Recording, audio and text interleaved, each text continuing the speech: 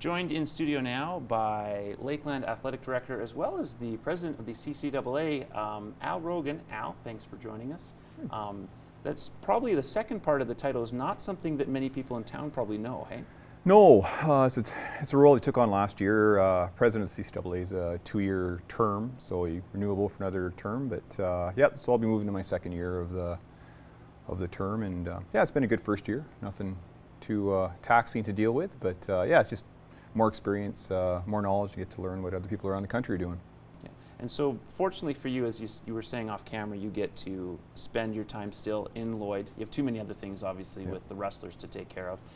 What's the main part of your role as president that in terms of just kind of coordinating between different people that are in charge of different departments, or is it just sort of mentoring people kind of up and coming? It's sort of being the main face of the national college sport organization and working with our executives, so sort of leading that group.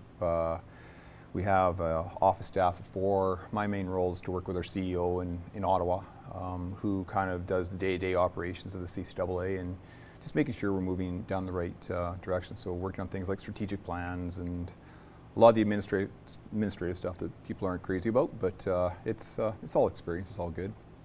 And one of the things that you've seen happen recently that's certainly big news for those of folks who wanted to see this in Manitoba is the MCAC.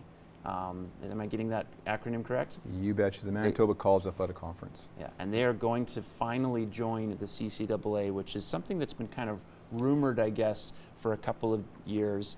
People had kind of wondered why, for a long time, why they weren't in the CCAA when you have the Maritimes, which is essentially a similar size conference and similar smaller population base, also in the CCAA. So why the move now? And I'm sure it's an exciting one. Why the move now, and what does this mean going forward for the other conferences? Manitoba's been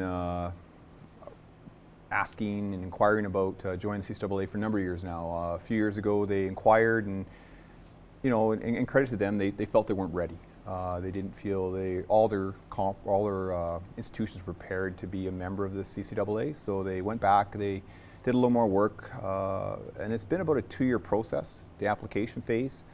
And then now they've been voted in on a probationary status. So the next 2 years, they won't have access to national championships, but they'll have to follow our processes, our rules.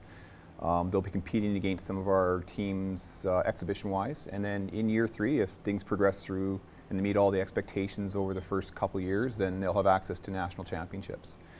Okay.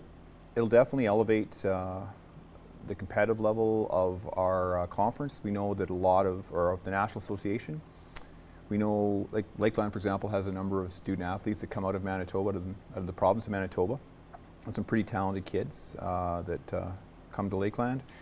And it's just more student athletes having access to a national championship throughout the country. So, around our national meetings last week, everybody's pretty excited about seeing another conference join. And Manitoba many years ago, back in the early 80s, was actually part of the CCAA, and they departed that time, and so now they're back.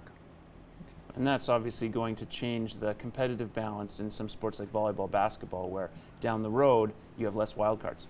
Yeah, you bet. Right now, they've only applied to get into the sports of soccer and volleyball, not basketball at this point in time. They didn't feel they were ready for that application, but down the road, possibly.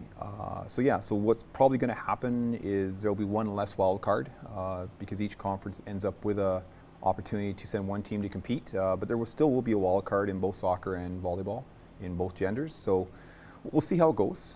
I think in time we'll probably look at how we structure national championships as a national association, but one step at a time.